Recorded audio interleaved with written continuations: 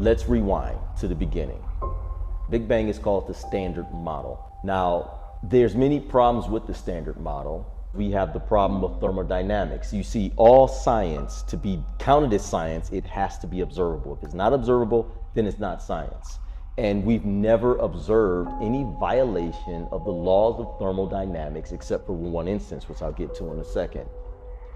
The laws of thermodynamics, let's just talk about entropy, for instance. Things are going to get more simple as they go.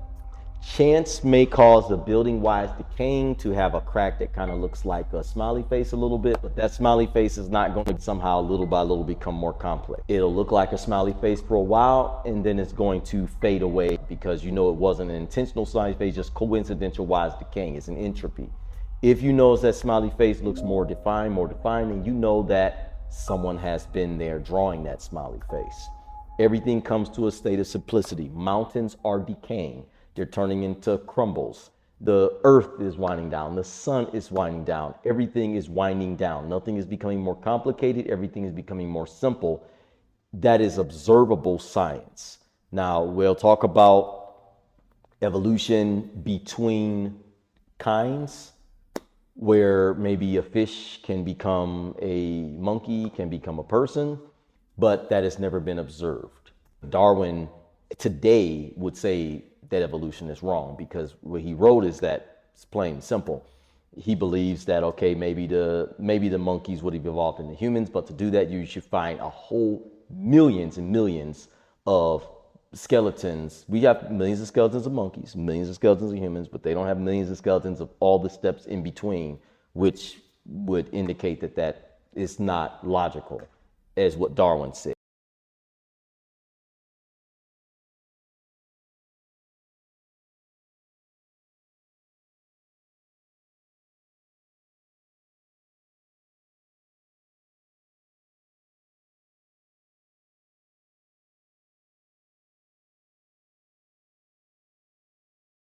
It has to be observable. We've never observed the violation of entropy except for one instance, which I'm going to get to.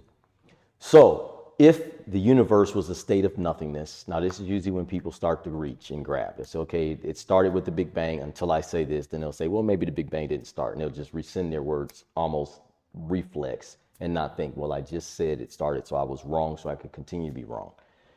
If everything was at a state of stillness, there is no reason why something, for no logical reason, would blow, would just, that doesn't happen. It's never been observed that nothing, for no apparent reason, would just go bang.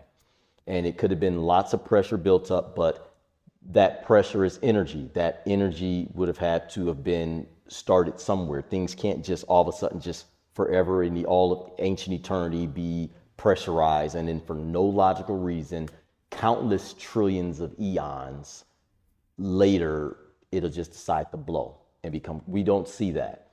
But there's one time we do see that, and that's what I'm going to talk about now. With the intervention of a self-conscious entity. That is the only time we've observed the violations of the laws of thermodynamics. They have never, ever, ever, ever been observed to be violated except for in the intervention of a self-conscious entity. If you see a building that's decaying and all of a sudden one area kind of looks like a smiley face, you may think it's just coincidental crack as it's decaying. But if that crack becomes more defined, then you know that someone is in there chiseling something in that building, because we have never ever observed the violations of the laws of thermodynamics except for by the intervention of self-conscious entities. That is a fact. So you could say, well, maybe the Big Bang wasn't what started it. Maybe it was a series of sine waves and okay, regardless of what sine wave it was, there was a start. If we're just in one series of bangs that's going to contract and then bang again and contract, we know that that couldn't have just been banging and contracting for all of eternity. That's against the laws of science. It's speculative science. For it to be called science, then the speculation has to fit something that has been observed somewhere and has never been observed where something can have a force of energy that didn't have an initiation and a depreciation. It always has a start and a finish.